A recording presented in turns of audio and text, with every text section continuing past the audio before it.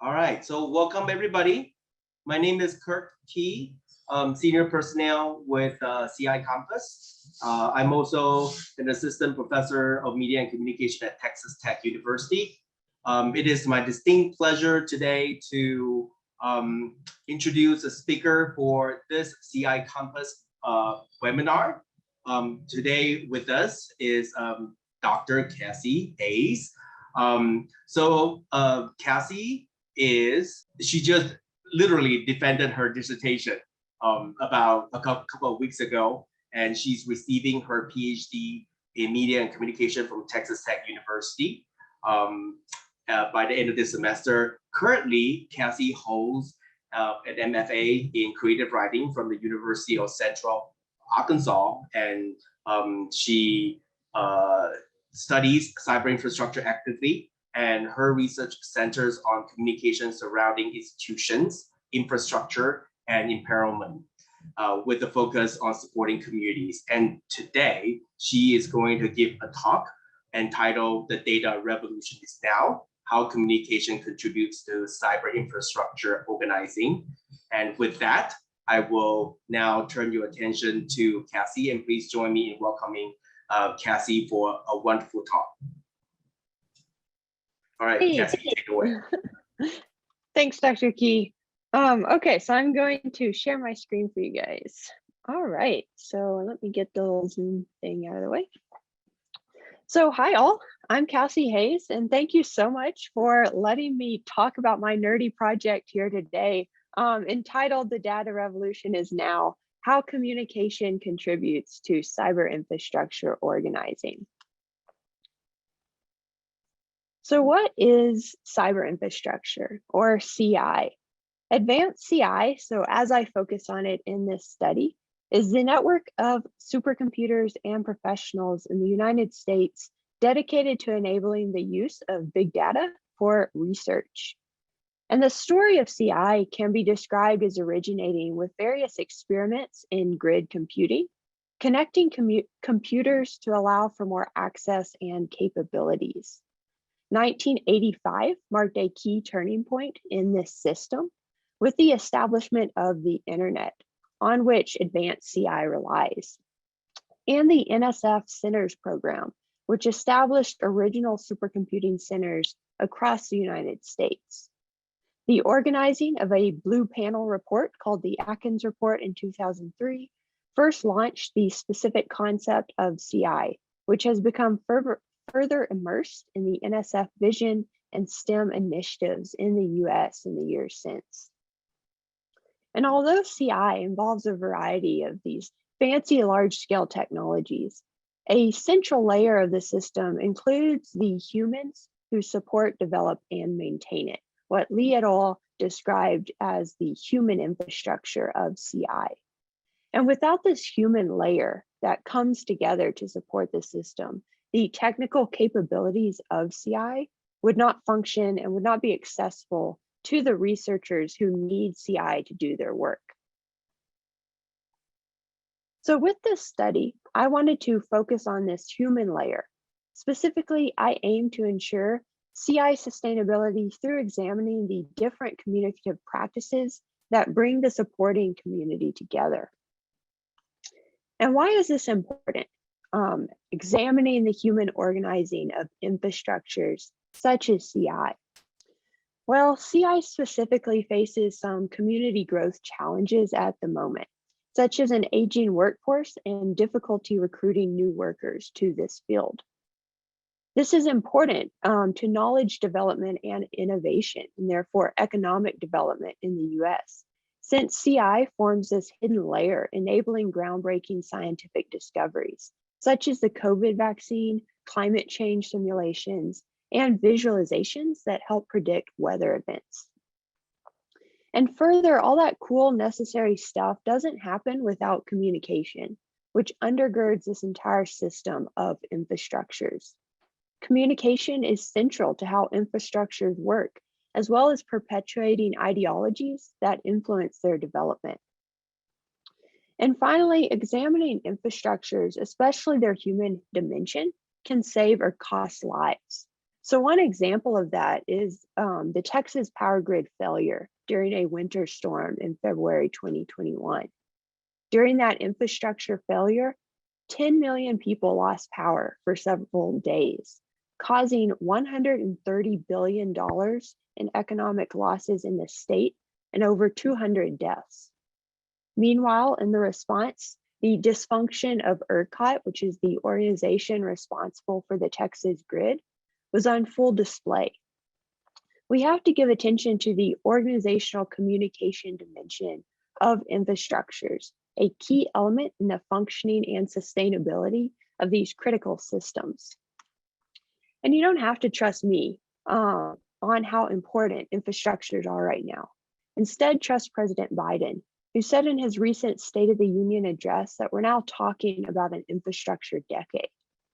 As can be seen in the political debates over infrastructure right now regarding both the agendas of President Biden and former President Trump, how digital technologies fit into conceptualizations and priorities with infrastructure is also a highly relevant issue as we move further into the 21st century. So with this study broadly, I ask, how do the organizations that support infrastructure such as CI form and stay together? And to tackle this question, I rely on three main threads of past literature.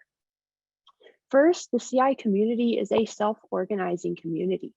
Although influenced by institutional pressures, the community is driven by the members themselves without a formal hierarchical structure.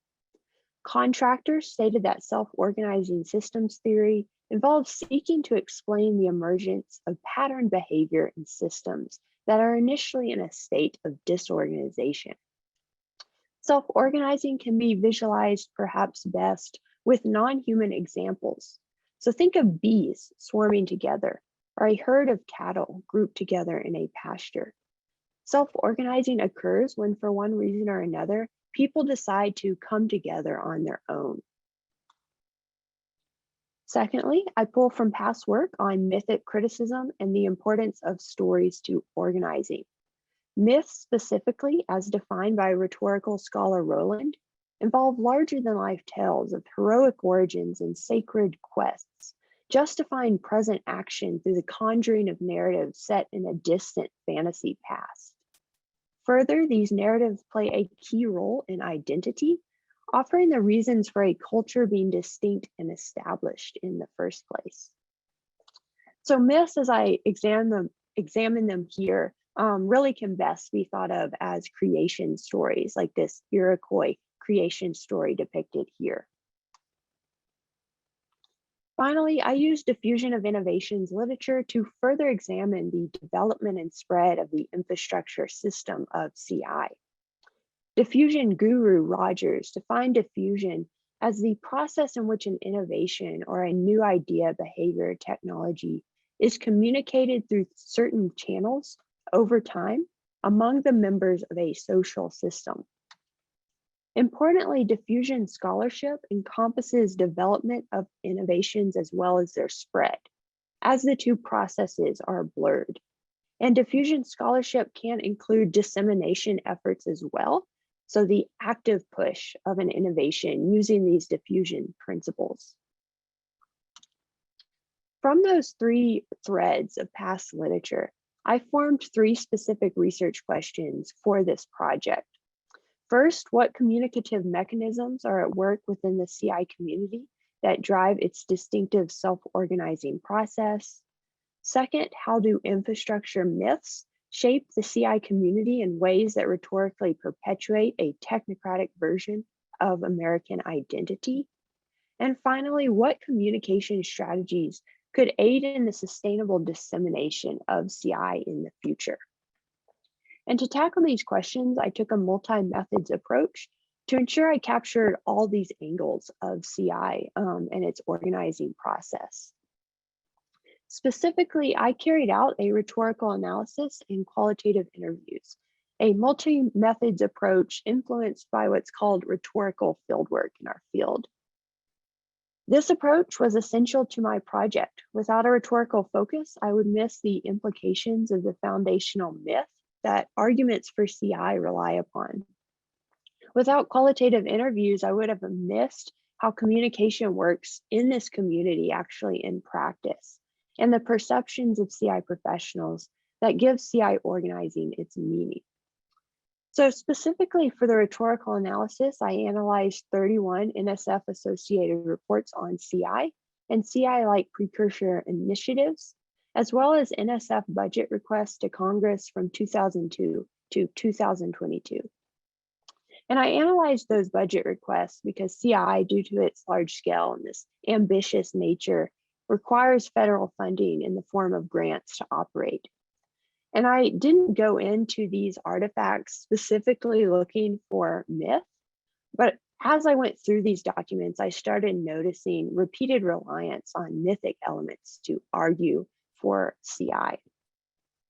For the qualitative interviews, I carried out 20 interviews via Zoom with CI professionals in a variety of roles from January to March 2022. All these were recruited through PERC 20, a conference important in the community, or through Snowball recruitment strategy.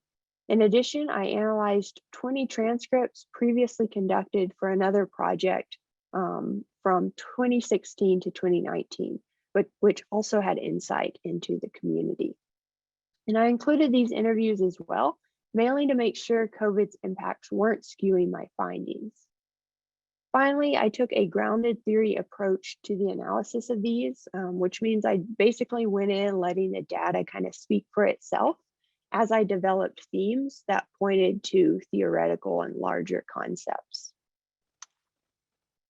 And what I found with all that is that CI relies on foundational myths and communication streams to organize communities of professionals that support this technological system. Specifically, I outlined the rhetoric, rituals, and riots that enable CI organizing. With rhetoric, I argue that a distinct American infrastructure myth works to justify arguments for digital technologies such as CI. This myth builds off past stories of frontiers and industrialization to offer romanticized origins for a technocratic logic that pervades modern American identity. With rituals, I find that repetition provided by ritual communicative practices allows for stability and security within the community, a reinforcing of established professional identity and a shared sense of meaning. And with riots, I find that riot communicative practices allow the technologies and community to remain a perpetual revolution, always ahead of technological and societal advances, always pushing to reach more users and be more accessible. Regarding rhetoric and the American infrastructure myth, CI arguments tell a story, a very specific type of story, a mythic creation narrative that solves symbolic problems, defines a good society, and ultimately constitutes an identity. For instance, this is the very first paragraph of the Atkins Report, which is a foundational document that launched the concept of CI.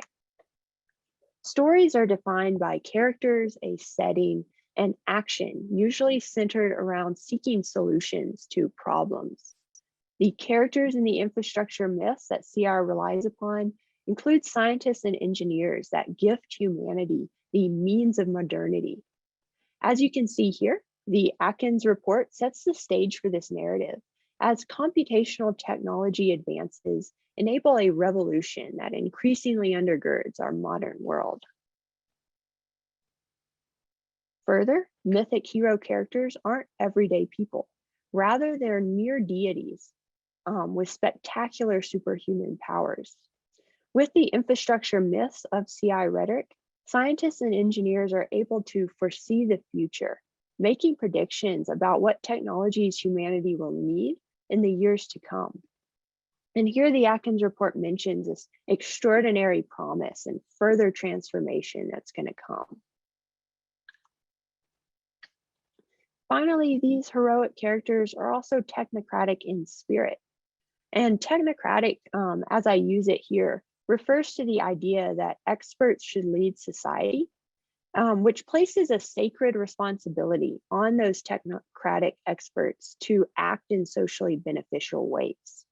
Here and throughout the Atkins Report, authors mention a responsibility to develop CI to benefit humanity. Precursors to what became CI also include such mythic lingo. So this is actually the passage where in my analysis, I started thinking something mythic might be going on with CI rhetoric. Here, authors discuss computer science network by outlining a set of standards for the network. They use should and must sort of statements that read like a series of values. In fact, reading this to me was an experience almost like reading foundational documents such as the Constitution, giving an outline for how a society should function based on important ethical values and identity markers. Looking further at this passage, we can see those values start to appear, which all point to infrastructure as an ideology. These statements talk about large ranges of networks that include communities and multiple harmonious components. Further, identity is important in the standards of this network. The authors discuss defining boundaries and who can do what in this system. Finally, specific use of infrastructure imagery appears throughout all the reports that I analyzed, communicating symbolic modernity, domination of the so-called frontiers of knowledge, and at times American nationalistic concepts such as the American dream and being a city on the hill, which is an example to other nations. And here's an example of an image used in a few of the reports, this illustrated bridge right here. The city pictured above is Königsberg in Russia. A logical math problem includes figuring out how to walk through the city, crossing each of the bridges only once. This image, the illustrated bridge and the mathematical problem city, showcase the vision of CI.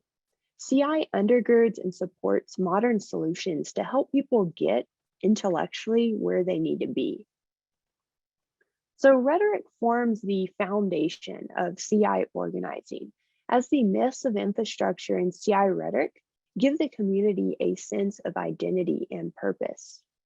Now I'm going to move into the more in-practice aspects of communication within CI. So first, rituals are repeated interactions that keep the community forming with a stable sense of duty and identity. And I identified 5 ritual communication practices in the community as listed here. So a central work task of CI professionals includes translating new and complex computational methods and the related technological system to new users and other stakeholders. Collaborating is another key and routine act in the community, a reason people reach out to other community members. These CI systems rely on grant funding and focus on interdisciplinary problems. So CI professionals have to collaborate to both get those grants and have the different areas of expertise necessary to tackle these ambitious problems. Sharing spaces relates to the physical spaces necessary for CI organizing, both the locations on campuses and the in-person conferences that provide camaraderie and professional support to these professionals. Interpreting guidance goes back to funding agencies, universities, and other layers of institutions that influence CI. Professionals must always be interpreting and enacting those layers of guidance and come together to figure out what they need to do to implement such policies and pressures. Finally, CI professionals constantly have to justify their existence as a distinct area. CI depends on a lot of federal funding, is large scale, and is long-term, an investment not made lightly. Further, CI is often hidden by nature, elusive for outsiders to understand. So professionals constantly must articulate why what CI does is necessary and different from other solutions, such as commercial cloud resources. And here's an example of the translating ritual. Translators often act as a hidden layer of understanding, knowing that others will receive attention for the noteworthy work that they make possible. So this professional said, it's a community that is content with being a tool in the process, not the focus of the press or anything like that.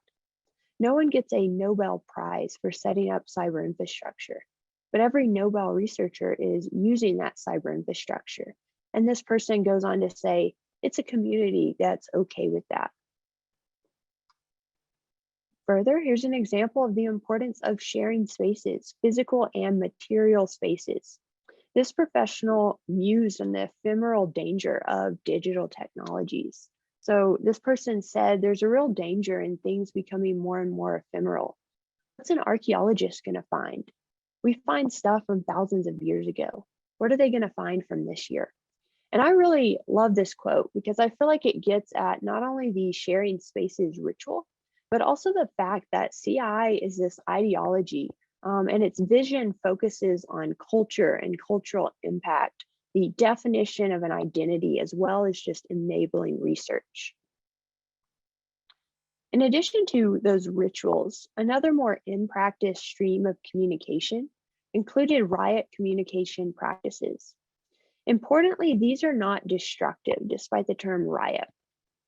Rather, they are constructive, though disruptive, noteworthy instances of communication that pressure the community to adapt, which is a key dimension of self-organizing systems that have to pivot on their own, adapt to these changing circumstances. So contradicting rituals involve when those rituals that I identified a minute ago clash for one reason or another. For instance, what if interpreting guidance causes disruption with justifying for a specific campus? Competing involves when professionals must kind of battle each other for limited resources and funding that's available, thus causing them to adapt to remain cutting edge.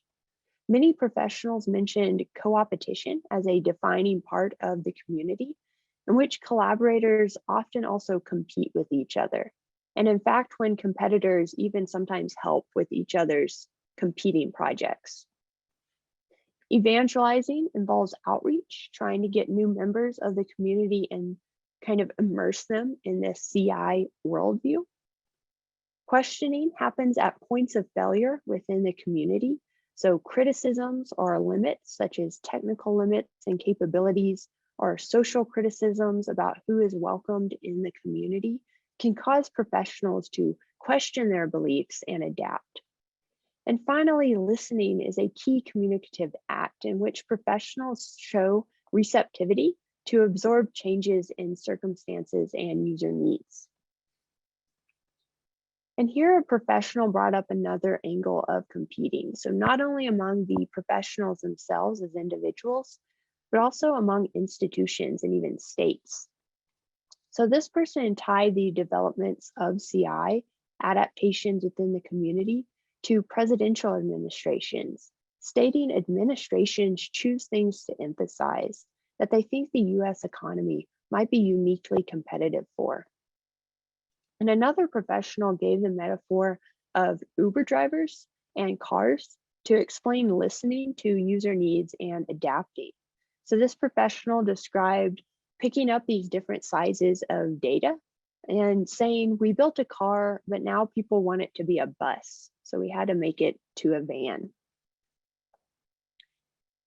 And rhetoric, rituals, and riots of CI organizing have many implications for both organizational communication scholarship and society today as we move into this infrastructure decade that President Biden proclaimed. This project showcases that communication plays a key role in all mechanisms of CI organizing. Previous self-organizing scholars have noted mechanisms such as self-interest, receptivity, and uncertainty at driving organizing. This project emphasizes that none of those mechanisms would work without related streams of communication enabling them. Further, this project adds to organizational communication scholarship on the communicative constitution of organizations. I find that the CI community is made up of communication at various levels, which keeps this dispersed community together. I also attempt to outline the role of communication to infrastructure systems, as explained at the beginning of the presentation. I articulate an American infrastructure myth that may be used in other contexts to make arguments for initiatives and technologies, similar to the frontier myth that we use in science rhetoric all the time. And finally, I contribute to work on diffusion, exploring rhetoric in the key persuasion step of the diffusion process, and exploring the blurred development part of diffusion. Several practical implications also come from the project, as alluded to at the beginning of the presentation, including the resilience of our critical public infrastructures, boosting CI community workforce development, and contributing to insight in science and technology policy in general. And the big takeaway of this project involves development of an interpretive framework for studying communication in infrastructure organizing. And I visualize this kind of as a house that's being constructed as depicted here, with rhetoric as the foundation, rituals as the walls and roof, and riots as the doors and windows. Rhetoric gives an infrastructure its ideological underpinnings, its sense of purpose and symbolic urgency, articulating its foundational vision and who can be a part of that vision. Rituals help uphold the structure, giving shape and definition to the community, a sense of order. And then riots open up the community to adaptation, rearranging this figurative space of the community as needed to keep the system usable and accessible. And infrastructures need all three of those communication forces to be effective and sustainable, though much more work is needed to see how those forces look in different infrastructure contexts beyond CI. So to kind of summarize what I ended up doing in this project, I wanted to know how the organizations that supported infrastructures such as CI form and stay together, finding that communication really undergirds this entire process. Regarding communicative mechanisms influencing community organizing, I identified ritual and riot communicative practices, routine communication acts that provide stability and distinction for the community, and disruptive communication acts that pressure the community to adapt. Regarding infrastructure myths, I find that myths play a foundational role in the community, granting CI professionals a sense of unique purpose in their work. And finally, to ensure that the community remains sustainable for the long term, further cultivation and acknowledgement of the rhetoric, rituals, and riots of CI organizing is necessary. And I also note in this project at the very end, 5 specific strategies for CI sustainability, informed by my conversations with these CI professionals. And these included showcasing CI as a career, preserving the materiality of the infrastructure, enabling secure and integrity-bound behavior, cultivating various levels of expertise, and embracing infrastructure as an ideology. Such strategies could help ensure that this necessary and exciting innovation remains viable for the foreseeable future. And that is that project in a nutshell. Thanks so much for listening. And I guess questions now, Dr. Key? Yes. Thank you. Thank you, Cassie, for a wonderful presentation.